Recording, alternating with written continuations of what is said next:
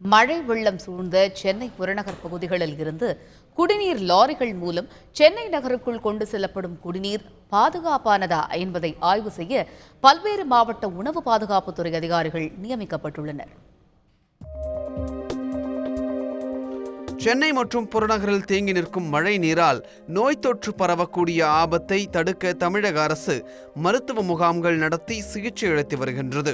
இந்த நிலையில் சென்னை புறநகர் பகுதிகளில் இருந்து குடிநீர் லாரிகள் மூலம் சென்னை நகருக்குள் கொண்டு செல்லப்படும் குடிநீர் பாதுகாப்பானதுதானா என்பதை ஆய்வு செய்ய பல்வேறு மாவட்ட உணவு பாதுகாப்புத்துறை அதிகாரிகள் நியமிக்கப்பட்டுள்ளனர்.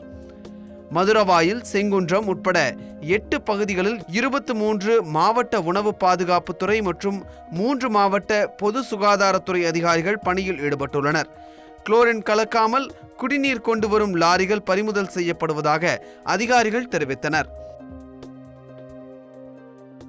63 லாரிகளில் ஒரு 11 லாரிகள் இல்லாமல் வந்தது. நாங்கள் இன்றைக்கி அதை சீஸ் பண்ணி நடவடிக்கை எடுத்து, நடவடிக்கை மீன்ஸ் அவங்களுக்கு போதைக்கல் அதை பற்றி சில குளோரின் ஆட் பண்ணி, அதே சமயம் அவங்களுக்கு இதை மாதிரி செய்யணுங்கிற ஒரு கல்வியை பகுத்தறிவு கொடுத்து நாளைக்கு அவங்களுக்காக செயல் கூட்டம் ஒன்று நடத்துறதுக்காக முடிவு பண்ணி வச்சிருக்கிறோம்.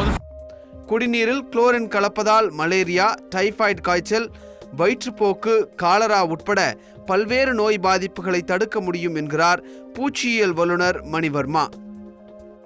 குளோரின் மாவு பவுடர் போடுறதால நீரினால் போடுகின்ற முக்காவாசியான பெரும்பான்மையான நோய்கள் தடுக்கப்படுது. ஒன்று காலரா, வயிற்றுப்போக்கு, வாந்தி பேதி, சீதபேதி, ஒருவித மஞ்சக்காமாலை, டைபாய்டு இதெல்லாம் முற்றிலும் தடுக்கப்படுது.